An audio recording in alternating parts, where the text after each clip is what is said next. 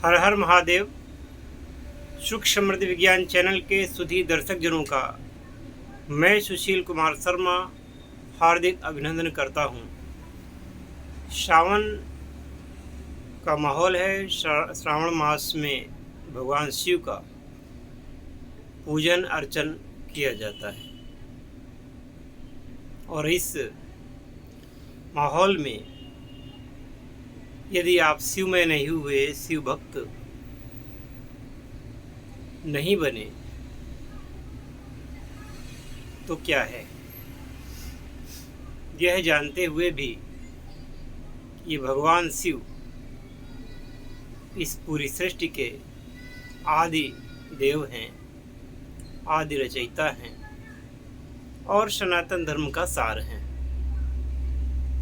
अगर भगवान शिव की शरण नहीं लेते तो उस व्यक्ति से ज़्यादा अभागा और व्यक्ति कौन हो सकता है। जब आप लोग अपने घरों में आराम से बैठे होंगे उस समय शिव भक्त कांवड़ लेकर के ऐसे माहौल में, कहीं कहीं सूखा है, गर्मी है, कहीं पानी बरस रहा है, इस माहौल में भी शिव के भक्त कांवड़ लेकर के अपने अपने इष्ट शिव प्रतिमाओं की ओर प्रस्थान कर रहे हैं। कोई तो अमरनाथ की यात्रा के लिए जा रहा है तो कोई अपने क्षेत्र के ही जिनमें उनकी आस्था है ऐसे शिव मंदिरों में जा कर के भगवान रुद्र का जलाभिषेक कर रहे हैं, जा रहे हैं। हर व्यक्ति को चाहिए कि जो व्यक्ति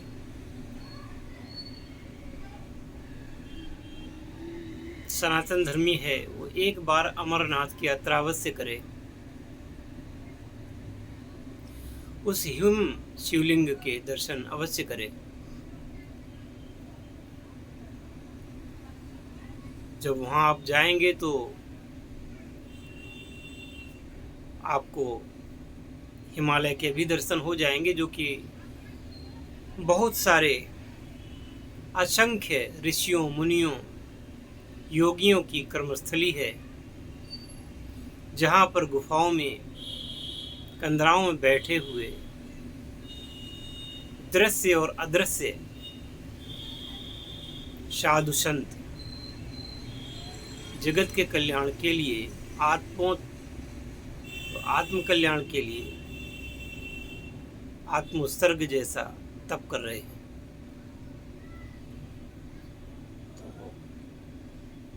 मेरा तो यही कहना है कि आप लोग इस पावन मेला में, इस श्रावण मास में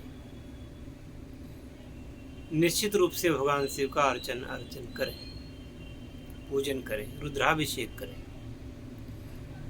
शिव पंचाक्षरी मंत्र का जाप करते हुए अगर आपको कुछ ज़्यादा नहीं आता है और आप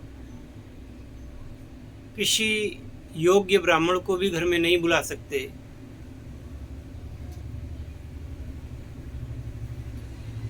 तो भी आप देखिए, मेरा ऐसा मानना है कि व्यक्ति के अंदर की जो भावना होती है वह चाहे मंत्रमय हो या ना हो, प्रेममय होनी चाहिए। और भगवान प्रेम के भूखे हैं। भगवान को प्रेम से आप बिना मंत्र के भी यदि जल अर्पित करेंगे तो वो उनको स्वीकार्य होगा। दूध अर्पित करेंगे, स्वीकार्य होगा। जो भी अर्पित करेंगे। हम प्राय देखते हैं कि बहुत सारे ऐसे लोग जो पढ़े लिखे नहीं होते, जिनको मंत्र नहीं आते, बहुत सारी ग्रामीण महिलाएं हैं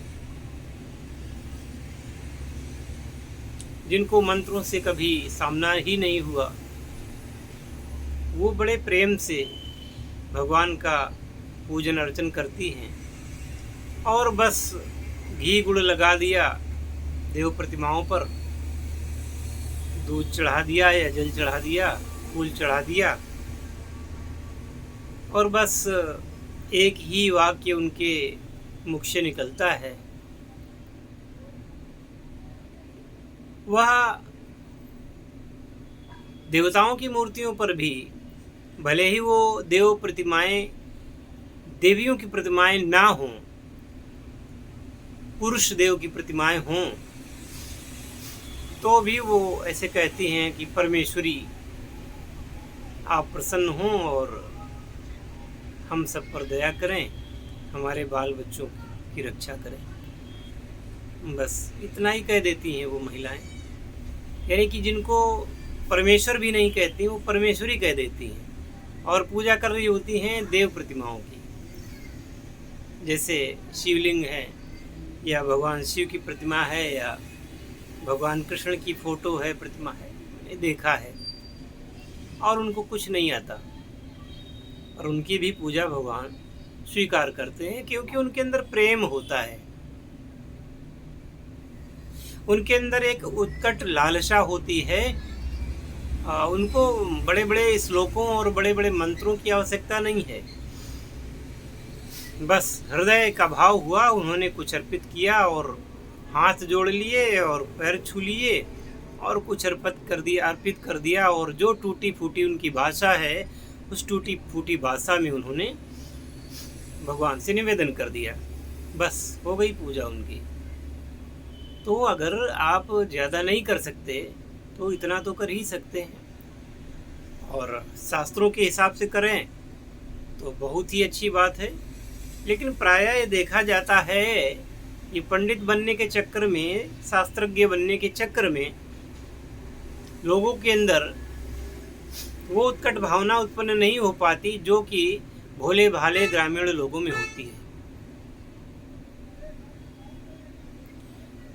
तो ऐसा कई बार अनुभव किया है मैंने खुद भी कि जिन लोगों की पूजा मंत्रमय नहीं होती, जिन लोगों की पूजा बहुत विधि विधानों से नहीं होती, वो साधारण पूजन करते हैं, उनकी भी झोली भगवान भरते हैं और उनके प्रति उनकी अनुकंपा होती है।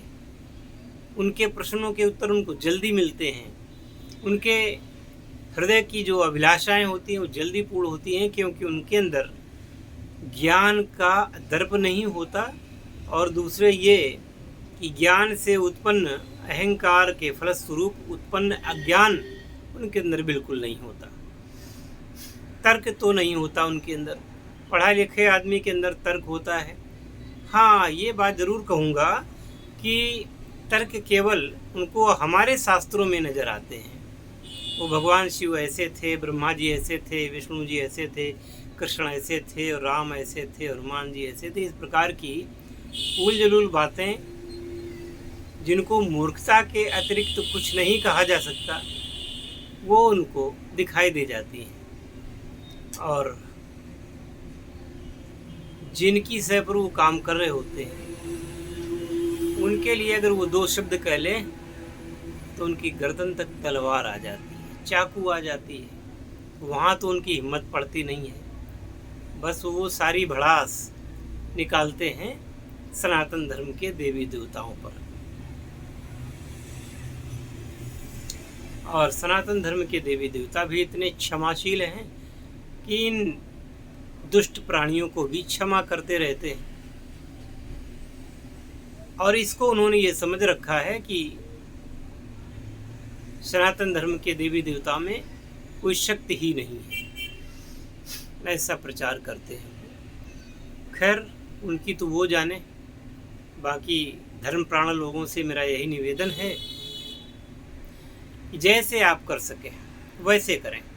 यदि आप दीक्षा ले चुके हैं, मंत्र वगैरह का इस समय करना चाहते हैं, भगवान शिव की साधना करना चाहते हैं, तो निश्चित रूप से आप कर सकते हैं और विधिवत तरीके से साधना करें। और यदि वो भी नहीं कर सकते तो भी ये महीना खाली न जाने दें। आप नित्य प्रति भगवान का नाम लें, भगवान के नाम से कुछ न कुछ अवश्य पूजन करें। भगवान के नाम से दान भी कर सकते हैं। भगवान के नाम से फल फूल बेलपत्र जल दुग्ध शर्करा जो भी हो सके आपसे, आप भगवान शिव के देवालयों में जा कर के वहाँ पर उनकी पूजा अभ्यर्थना कर सकते हैं। और यथोचित रूप से, मैं नहीं कहता कि आप 1 घंटे पूजा करें या 2 घंटे करें, आप 2 मिनट भी करें, लेकिन जितनी देर करें उतनी देर एकाग्र होकर करें। तो भगवान शिव तो ऐसे हैं कि वो ज्ञानियों को, अज्ञानियों को, मूर्खों को, है ना, अच्छों को, बुरों को, सभी को वरदान देते हैं और इसीलिए उनको औढ़र दानी कहा जाता है। थोड़ी सी पूजा से भी प्रसन्न होने वाले भगवान शिव, इनकी क्षमता कौन कर सकता है। अंत में बहुत ज़्यादा न कहते हुए बस यही कहूँगा, जय शिव शंकर, जय भोलेनाथ, हर हर महादेव।